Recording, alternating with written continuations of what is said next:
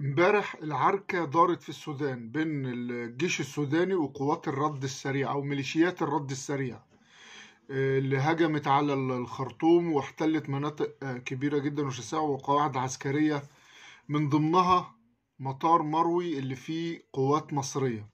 ومعروف إن فيه قوات مصرية كانت في تدريبات مشتركة مع الجيش السوداني، قوات الجوية السودانية بالتحديد. المهم في الموضوع ان المخابرات المصرية كانت عارفة اللي بيتم، لان في تحركات من ميليشيات الرد السريع بقالها اسبوع في الخرطوم، وفي شد وجذب، وكان في متوقع ان هيحصل اشتباكات. فللأسف لا احنا سحبنا القوات بتاعتنا اللي هناك والمعدات، ولا أمنا القوات اللي هناك. منظر زي اللي انتوا شايفينه في الصورة دي في منتهى الذل والمهانة لجنود مصريين. ما شفناش المنظر ده من ايام 67. من ايام 67 ما شفناش اللي احنا شايفينه ده. والفيديو ده كمان برضه ماسكين جنود مصريين ورقدوهم على الارض، لو الفيديو صح يعني، لان مش واضح التفاصيل هم مصريين ولا لا، بس الكلام كله انهم مصريين. الله اعلم الفيديو ده صح ولا لا، بس الفيديو الصورة الاولاني من فيديو ما هو مصريين، وكان الصوت حتى اللي اتكلموا كانوا مصريين. حاجة في قمة الإهانة للقوات المسلحة المصرية.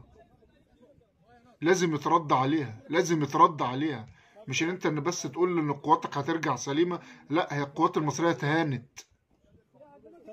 الجيش المصري تهان. دول جنود لابسين افرول البدلة العسكرية المصرية. لازم يترد على الإهانة دي. اي كلام دبلوماسي ملوش اي 30 لازمة، او انه يقول لك هنرجع القوات وان هم على دماغنا ولا احنا شايلين. بعد ما تهانوا الاهانه اللي احنا شفناها دي، لازم الرد يبقى برضه قدام الناس كلها وقدام وكالات الانباء. للاسف للاسف القوات المصريه تهانت، وده سوء تخطيط من الاداره المصريه، من القياده المصريه. يعني ان اللي بيحصل ده كان متوقع انه هيحصل. يا اما كنت سحبت القوات دي، يا اما انت تقدر تامن القوات بتاعتك اللي هناك وتدافع عنها وتحميها. مش شويه ميليشيات عسكريه بشباشب يثبتوا الجنود. احنا بقينا ملطشة في ليبيا، برضو ميليشيات، ويحتجزوا مصريين ويذبحوا مصريين. واثيوبيا، ما حق اثيوبيا تعمل اللي هي تعمل اللي بتعمله فينا، وانها تحجز عننا المية من حقها. احنا بقينا هفا للمنطقة كلها. شوية ميليشيات عسكرية في السودان يثبتوا جنودنا اللي في تدريب عسكري مع قوات الجيش السوداني، ويعملوا فيهم اللي انتوا شفتوه ده. لازم رد قوي وعنيف لو عايزين تفرضوا هيبتنا، والا يعني احنا هيتداس على وشنا بالجزم.